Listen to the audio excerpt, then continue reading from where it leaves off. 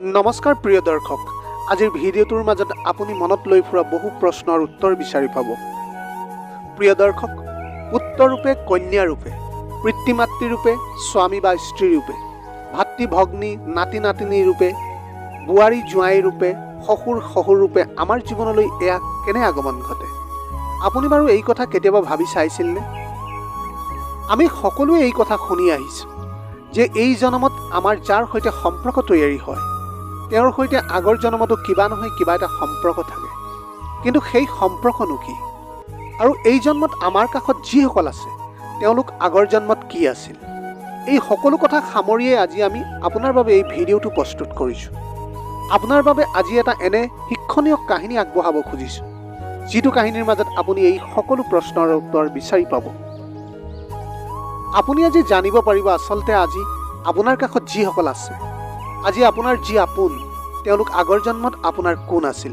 কেৱল সিমানেই নহয়, এই কাহিনীটো সম্পূৰ্ণকৈ শুনাৰ পিছত আপুনি জীৱনটোক বহুখিনি পৰিৱৰ্তন কৰিবলৈ সক্ষম হোৱাটো নিশ্চিত। গতিকে ভিডিঅ'টো সম্পূৰ্ণকৈ চাবলৈ আপোনাক বিনম্ৰ অনুৰোধ জনালোঁ।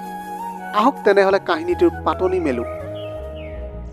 এখন গাঁৱত এজন কৃষকে বাস কৰিছিল, যাৰ নিজৰ বুলিবলৈ এই সংসাৰত আৰু কোনোৱেই নাছিল। সৰুতেই পিতৃ মাতৃয়ে তেওঁক নিথৰুৱা কৰি শিপুৰীলৈ গমন কৰিলে। পত্নী সন্তান কোনো নাছিল তেওঁৰ, কিন্তু তেওঁৰ অজস্ৰ মাটি বাৰী, খেতি সম্পত্তিৰ গৰাকী আছিল তেওঁ। খেতি বাতি কৰি কৃষকজনে যি উপাৰ্জন কৰিছিল সকলো ধন বেংকত জমা কৰি থৈছিল। কৃষকজনে যিখন গাঁৱত বাস কৰিছিল সেইখন গাঁৱতে এজন ব্যৱসায়ীও বাস কৰিছিল। ব্যৱসায়িক ক্ষেত্ৰত তেওঁৰ খুবেই নিপুণ আছিল, কিন্তু ব্যৱসায় পৰিসৰ বৃদ্ধি কৰিবলৈ তেওঁৰ হাতত টকা নাছিল।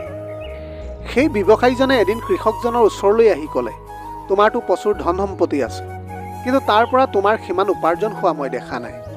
তুমি এই মাটি বাৰীবোৰ বিক্ৰী কৰি দিয়া, আৰু বিক্ৰী কৰি যি টকা পাবা সেই টকা মোক দিবা। মই সমস্ত টকা মোৰ ব্যৱসায়ত বিনিয়োগ কৰিম, তেতিয়া তুমিও প্ৰতিমাহে বহু টকা লাভ কৰি থাকিবা।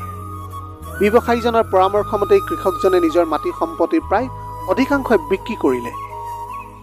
কৃষকজনে কেৱল তেওঁৰ ফুলৰ বাগানখনহে বিক্ৰী নকৰিলে, কাৰণ সেই বাগানত তেওঁৰ অতিকৈ মৰমৰ মহজনীয়ে চৰি ফুৰে। মহজনীৰ স্বাৰ্থতে ফুলৰ বাগানখন বিক্ৰী নকৰি বাকী প্ৰায় সকলোখিনি মাটি বাৰী তেওঁ বিক্ৰী কৰিলে, আৰু সেইবোৰ বিক্ৰী কৰি যিমান টকা পালে সকলো টকাই সেই ব্যৱসায়ীজনক তেওঁ দি দিলে। কৃষকজনৰ পৰা বৃহৎ পৰিমাণৰ ধন পাই ব্যৱসায়ীজনে সেই ধন তেওঁৰ ব্যৱসায়ত লগাই দিলে, আৰু তেওঁ যিহেতু ব্যৱসায়ত নিপুণ আছিল সেইবাবে সেই টকা বিনিয়োগ কৰি তেওঁ খুব কম দিনৰ ভিতৰতে ব্যৱসায়ত উন্নতি লাভ কৰিবলৈ সক্ষম হ'ল। যিমানেই ব্যৱসায়ত উন্নতি হ'বলৈ ধৰিলে ব্যৱসায়ীজনৰ মনত সিমানেই লোভ জন্মিবলৈ ধৰিলে। তেওঁ মনে মনে ভাবিবলৈ ধৰিলে, ব্যৱসায়তটো বহুত লাভ হৈ আছে, কিন্তু লাভৰ অধিকাংশ মই কৃষকজনক দি মোৰ কি লাভ হ'ব?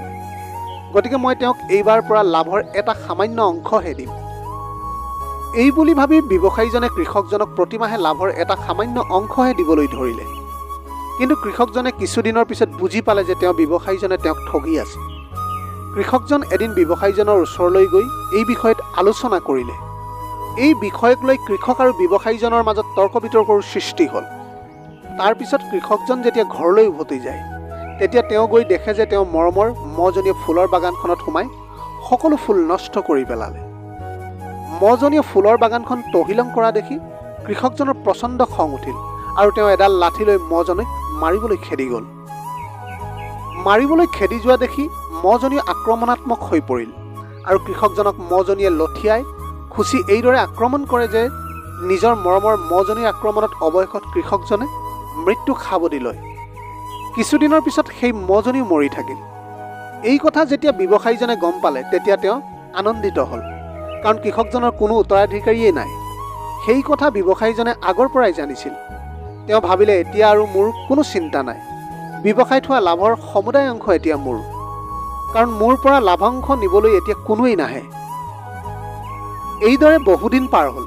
ব্যৱসায়ীজনে তেওঁৰ ব্যৱসায়ত যথেষ্ট উন্নতি লাভ কৰি গৈ থাকিল। কিছুদিনৰ পিছতেই সেই ব্যৱসায়ীজনৰ ঘৰত এটি পুত্ৰ সন্তানৰ জন্ম হয়। ব্যৱসায়ীজন তেতিয়া আৰু সুখী হ'ল। তেওঁ ভাবিলে, ঈশ্বৰ মোৰ ওপৰত সঁচাই বহুত প্ৰসন্ন, সেইবাবে মোৰ জীৱনত ঈশ্বৰে সকলো দিছে। এফালে ব্যৱসায়ত উন্নতি, আনফালে ঘৰলৈ পুত্ৰ সন্তানৰ আগমন। ব্যৱসায়ীজনৰ আনন্দৰ সীমা নোহোৱা হৈ পৰিল। লাহে লাহে তেওঁৰ পুত্ৰ ডাঙৰ হৈ আহিল। ব্যৱসায়ীজনে পুত্ৰক চহৰত এখন ভাল বিদ্যালয়ত নামভৰ্তি কৰি দিলে। ল'ৰাটো পঢ়া শুনাত খুবেই ভাল আছিল। তাৰ পিছত ভালদৰে পঢ়া শুনা কৰি ব্যৱসায়ীজনৰ পুত্ৰ উচ্চ শিক্ষাৰে শিক্ষিত হৈ উঠিল। সেইবাবে যেতিয়াই পুত্ৰৰ পঢ়া শুনা শেষ হ'ল, তেতিয়া লাহে লাহে পুত্ৰক তেওঁ ব্যৱসায়ৰ বিষয়ে শিকাবলৈ আৰম্ভ কৰি দিলে। মেধাৱী পুত্ৰই কম দিনৰ ভিতৰতে ব্যৱসায়ৰ সকলো কথা দেউতাকৰ পৰা শিকি ল'লে। পুত্ৰ যেতিয়া ব্যৱসায়ত পাৰ্গত হ'ল, তেতিয়া ব্যৱসায়ীজনে ভাবিলে, যিহেতু মোৰ পুত্ৰ এতিয়া সকলো ফালৰ পৰা যোগ্য, গতিকে সোনকালে তাৰ বিয়াখন পাতি দিয়াটো মোৰ দায়িত্ব।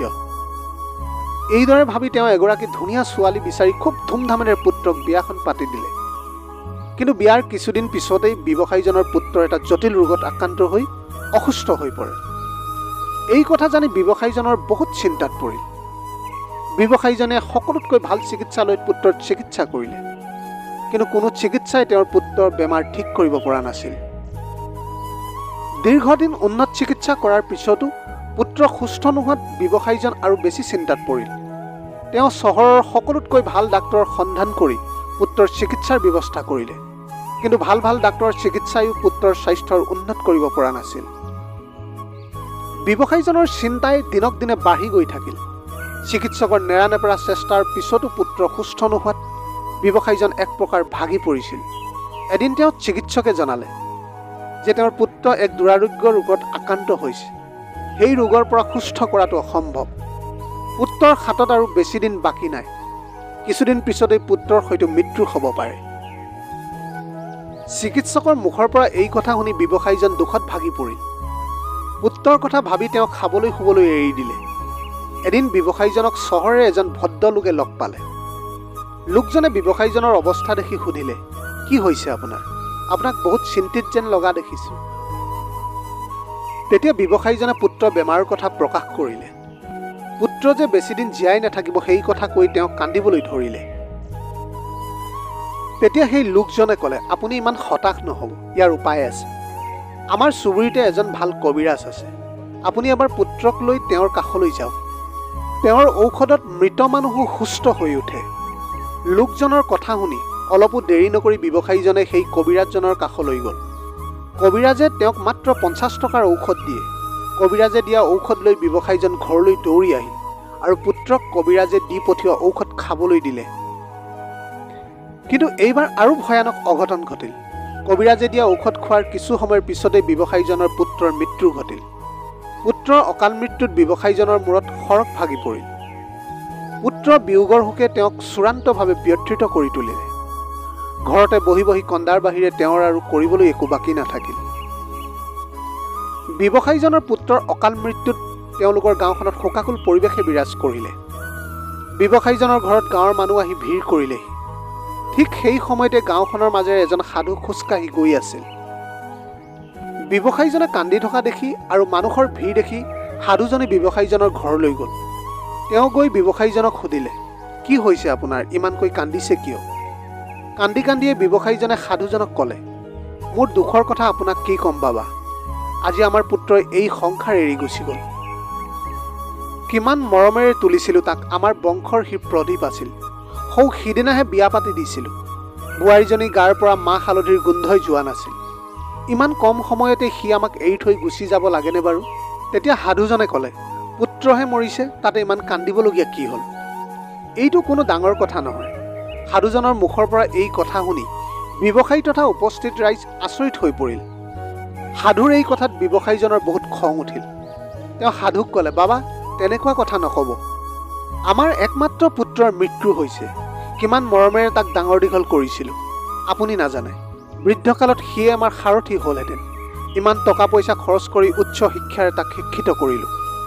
ডেকা হৈ থাকোঁতেই, এই মাক দেউতাক থাকোঁতেই অকালতে পুত্ৰ এৰি থৈ গৈছে, আৰু আপুনি কৈছে একো ডাঙৰ কথা নহয়। ইয়াতকৈ ডাঙৰ দুখ আৰু কি হ'ব পাৰে? সাধুজনে তেতিয়া হাঁহি হাঁহি ক'লে, মই ঠিকেই কৈছোঁ, এইটো কোনো ডাঙৰ কথা নহয়। তুমিতো সেইদিনা বহুত সুখী হৈছিলা। তেতিয়া ব্যৱসায়ীজনে সুধিলে, কোনদিনা বাবা? সাধুৱে ক'লে, সেইদিনাৰ কথা কৈছোঁ যিদিনা সেই কৃষকজনৰ মৃত্যু হৈছিল, যাৰ টকা বিনিয়োগ কৰি তুমি আজি ইমান ডাঙৰ সম্পত্তিৰ অধিকাৰী হ'লা। আৰু সেইদিনাওতো তুমি সুখী হৈছিলা যিদিনা তোমাৰ ঘৰত পুত্ৰ সন্তানৰ জন্ম হৈছিল। তেতিয়া ব্যৱসায়ীজনে অবাক হৈ ক'লে, হয় বাবা, মই বহুত সুখী হৈছিলোঁ আৰু সেয়া সুখী হোৱাৰ কথা আছিল। তাৰ পিছত সাধুজনে পুনৰ ক'লে, তুমি সেইদিনাওতো খুব সুখী হৈছিলা যিদিনা তোমাৰ পুত্ৰক বিয়া পাতি ঘৰলৈ বোৱাৰী আনিছিলা। ব্যৱসায়ীজনে কান্দি কান্দি ক'লে, হয় বাবা, সুখী হৈছিলোঁ। এগৰাকী ধুনীয়া আৰু উপযুক্ত বোৱাৰী পাইছিলোঁ, সেইবাবেই সুখী হৈছিলোঁ। লগতে সাধুজনে ক'লে, কেৱল সিমানেই নহয়, আচলতে তুমি বহুবাৰ সুখী হৈছিলা আৰু এবাৰ দুখ পাওঁতে ইমান কান্দিছা। এয়া তোমাৰ কৰ্মফল। যিজন কৃষকৰ ধনেৰে তুমি আজি ইমান ডাঙৰ ব্যৱসায় কৰিলা, সেইজন কৃষকৰ মৃত্যুত তুমি এদিন সুখী হৈছিলা।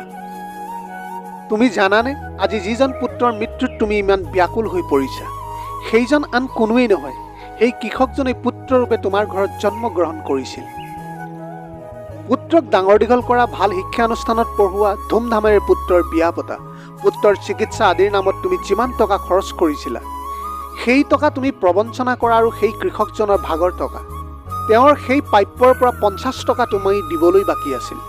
সেই টকা সেই কবিৰাজৰ মাধ্যমেৰে তেওঁ আদায় কৰি নিলে। সাধুজনৰ মুখৰ পৰা এই কথাবোৰ শুনি ব্যৱসায়ীজনে কান্দি কান্দি সাধুৰ চৰণত পৰি ক'লে, বাবা, মই এতিয়া সকলো বুজি পালোঁ। মোৰ কৰ্মফল মই ভোগ কৰিলোঁ, কিন্তু বাবা, মোৰ এই বোৱাৰীজনীয়ে কিহৰ শাস্তি ভোগ কৰিছে? তাই অকালতে কিয় বিধৱাৰ সাজ পৰিধান কৰিবলগীয়া হ'ল? সাধুজনে পুনৰ হাঁহি মাৰি ক'লে, তুমি হয়তো পাহৰিছা, পুত্ৰৰূপে তোমাৰ ঘৰত জন্ম লোৱা সেই কৃষকজনৰ এজনী আছিল। জনীক কৃষকজনে বহুত মৰম কৰিছিল আৰু বিশ্বাসো কৰিছিল। কিন্তু সেই জনীয়ে কৃষকজনৰ লগত বিশ্বাসঘাতকতা কৰিছিল, কাৰণ বিশ্বাসী জনীৰ আক্ৰমণত কৃষকজনৰ মৃত্যু হৈছিল। আৰু আজি যিগৰাকী বোৱাৰী তোমাৰ ঘৰত আছে, তেওঁ আন কোনোৱেই নহয়, তেওঁৱেই সেই জনীয়ে তোমাৰ ঘৰলৈ বোৱাৰী ৰূপে আহিছে। যিহেতু যুৱ অৱস্থাতে কৃষকজনৰ সৈতে জনীয়ে বিশ্বাসঘাতকতা কৰিছিল, সেইবাবে এই জন্মত তেওঁ অকালতে নিজৰ স্বামী বিয়োগৰ দুখ সহিবলগীয়া হ'ল। সাধুজনৰ মুখৰ পৰা কথাবোৰ শুনি ব্যৱসায়ীজনে বাগৰি বাগৰি কান্দিবলৈ ধৰিলে আৰু সাধুৰ ভৰিত পৰি ক্ষমা খুজিলে। তেতিয়া সাধুৱে ক'লে, তোমাক ক্ষমা কৰিবলৈ মই কোনো ভগৱান নহয়। তুমি যি কৰ্ম কৰিছিলা তাৰ ফল ভগৱানে তোমাক দিছে, গতিকে তুমি এতিয়া দুখ কৰাৰো কোনো ৰাস্তা নাই। এই বুলি কৈ সাধুজন ব্যৱসায়ীজনৰ ঘৰৰ পৰা গুচি গ'ল।